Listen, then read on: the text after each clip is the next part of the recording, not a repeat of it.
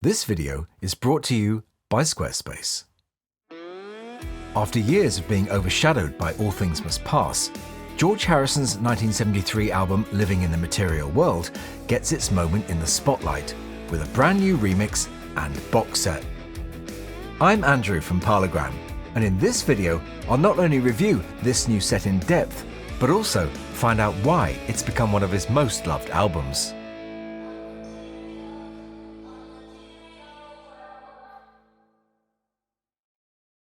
As a songwriter, George Harrison could be sharp-tongued and cynical, so go away, leave me alone, don't bother me. Direct and to the point, You don't realize how much I need you. stylish and sentimental, Don't want to leave it now. You know I believe in how. and deeply spiritual. Give me love, give me love, give me peace on earth. As a man, he was a complicated and conflicted person. He enjoyed money and had no qualms about spending it on material goods, such as expensive and fast cars. But at the same time, he was an extremely spiritual person who devoted so much of his time and energy to Hinduism, and he loved gardening.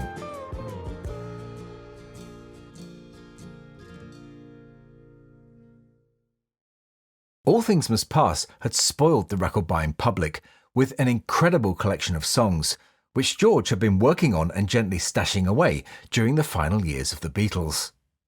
But rather than follow it up with a similar album, George threw himself into the Concert for Bangladesh, a groundbreaking charity event in aid of the displaced Bengali refugees of the Bangladesh Liberation War. Although a major critical and commercial success, the project left George exhausted, frustrated, and out of pocket, as his charitable intentions were not shared by the record companies, and the experience only intensified his dislike and distrust of the music business.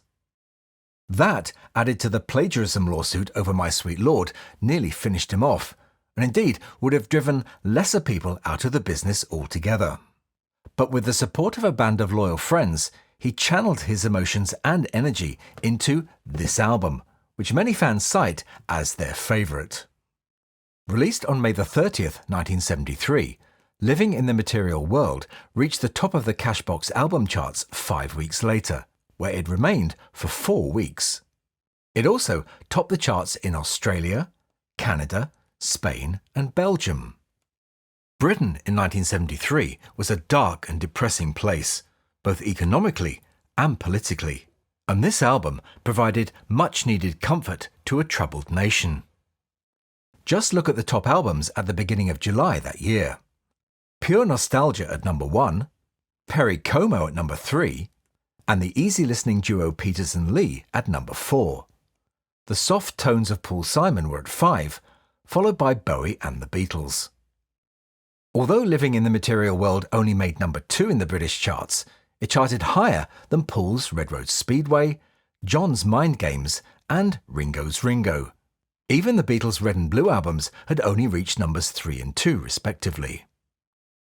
Living in the Material World reflected the two sides of George, as he wrestled with his desire for spiritual enlightenment amid the chaos of fame and its trappings. By this point in time, George had nothing to prove to anyone, and this album is overall authentic and heartfelt, which is why so many hold it up as being one of his best. In addition to its honesty, another one of its strengths is that it showcases some incredible musicianship, and in my opinion, the finest guitar work and vocals of George's career. Unusually, and for some controversially, the deluxe box set contains both the vinyl and CD formats.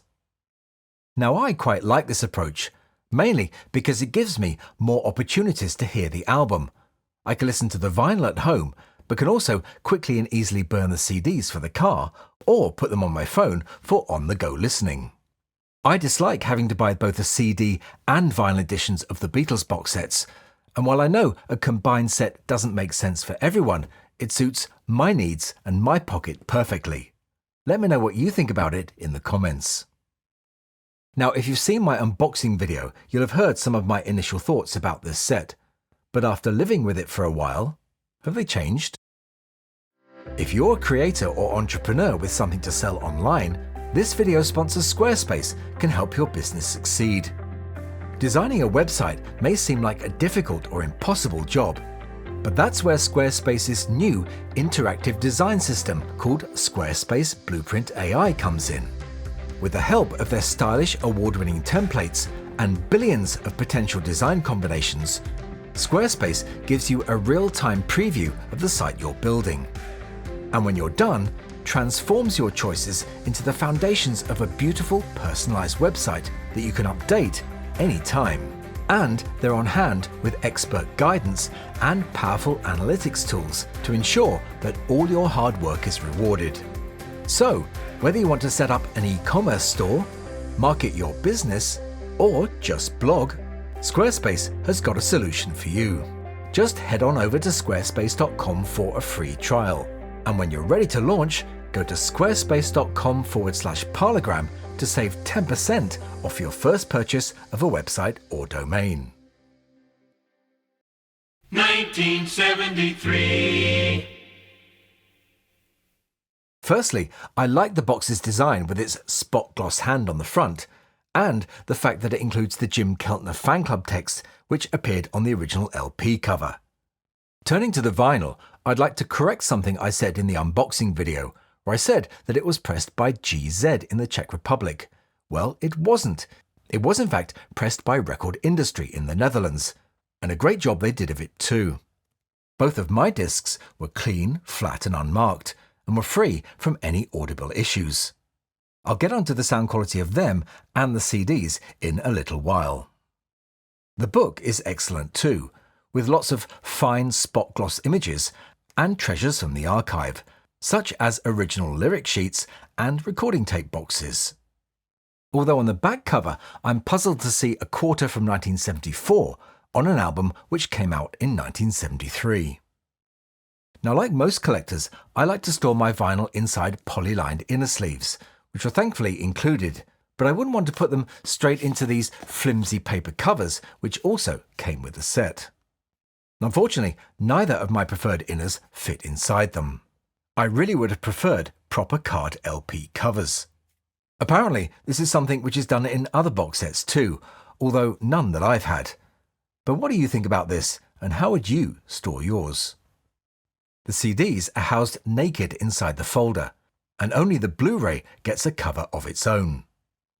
But it's good to have a Blu-ray disc in this set, which Apple sadly dropped from the Revolver set. This one includes the Dolby Atmos mix, which you can also listen to via streaming, as well as high-res 5.1 surround and stereo mixes. The deluxe set also comes with a picture sleeve 7-inch single, containing the song Sunshine Life for Me, a kind of sea shanty if you like, which also sounds like an early version of the Pirate song. The flip side of the 45 contains an instrumental take of that song, which is preceded by some studio chat, something which was sorely missing on the All Things Must Pass set. There's also a charming video of it online too. Now, if I'm paying for a Super Deluxe set, I expect it to include everything. But in this case, it's missing the poster, which is included with the vinyl and CD deluxe sets. I also purchased the standalone vinyl version, which includes the elements which came with the original 1973 edition: the brown inner sleeve and colourful lyric printed insert. However, I would have loved to have had the gorgeous fully laminated finish of the UK original. It seems that those laminated covers have become too expensive to produce these days, which is a real shame. I'd love to see the return of front laminated covers, especially for the Beatles albums. The standalone album also contained a small slip of paper about the Material World Foundation, which George established in 1973. To encourage the exploration of alternate and diverse forms of artistic impression, as well as a way to support established charities and people with special needs. The Outtakes disc mirrors the track listing of the album disc and adds 2 additional songs. And for me, it's this disc which makes the set worthwhile. As with the recent Mind Games set, there's a distinct lack of unreleased songs on this set. As interesting as alternate versions are, I would have liked to have had another disc containing some demos or even something in the style of the Elements mixes, which appeared on the Lennon sets. So that's how it looks. What does it sound like?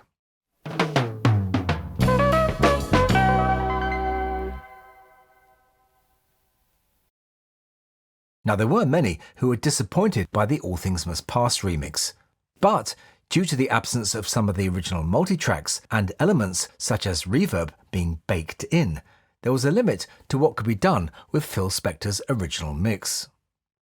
Although Phil Spector was hanging around during the sessions, this album is largely free from the wall of mud which covered much of All Things Must Pass. The man tasked with remixing this album was Paul Hicks, whose work on past Beatles and solo projects has been widely praised. As with his previous work, Hicks has had to perform a delicate balancing act between being respectful to the original mix and making it appealing to the ear of the younger, more modern listener. Bringing the sonics up to date involves giving it more energy, especially in the bass and loudness department. It's a real challenge, and one which he shares with his colleague, mastering engineer Alex Wharton.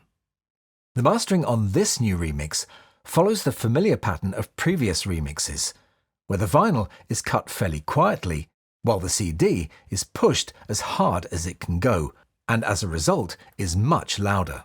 However, the extra CD is mastered much quieter.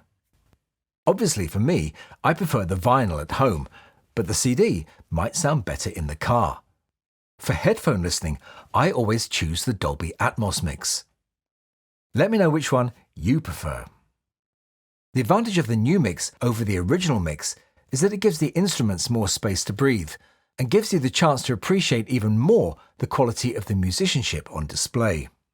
The masterly touch of Nicky Hopkins on keyboards, Jim Keltner's rock-solid drums, and the sweet, laid-back bass of Klaus Voormann.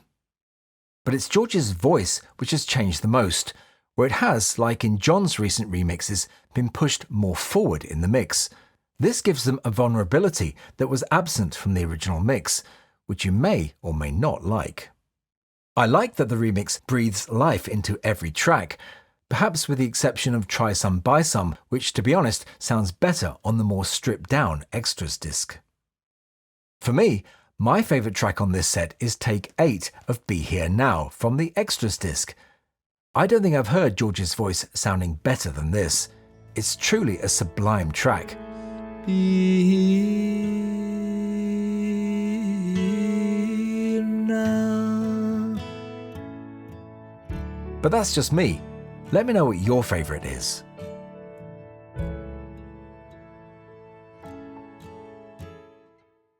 The recent Mind Games remix changed a lot of people's minds about that album, and although I don't think it will do the same for this one, it certainly improves it a great deal.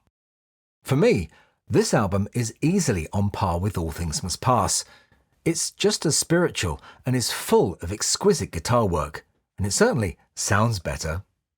I hope Danny and the team don't stop their work with this album, as much of George's later catalogue would really benefit from similar remix treatment. However, I fear that those later albums, based on their original sales figures, may struggle to get the green light. Of course, I'd love to hear what you think about this remix, so please let me and everyone else know in the comments. Coming up next weekend, I'll be reviewing the Beatles' 1964 US albums in mono box set, which you've hopefully seen me unbox already. So make sure you're subscribed and notified so you don't miss out on that. But that's all for this one, so I'll say bye for now and thanks for watching.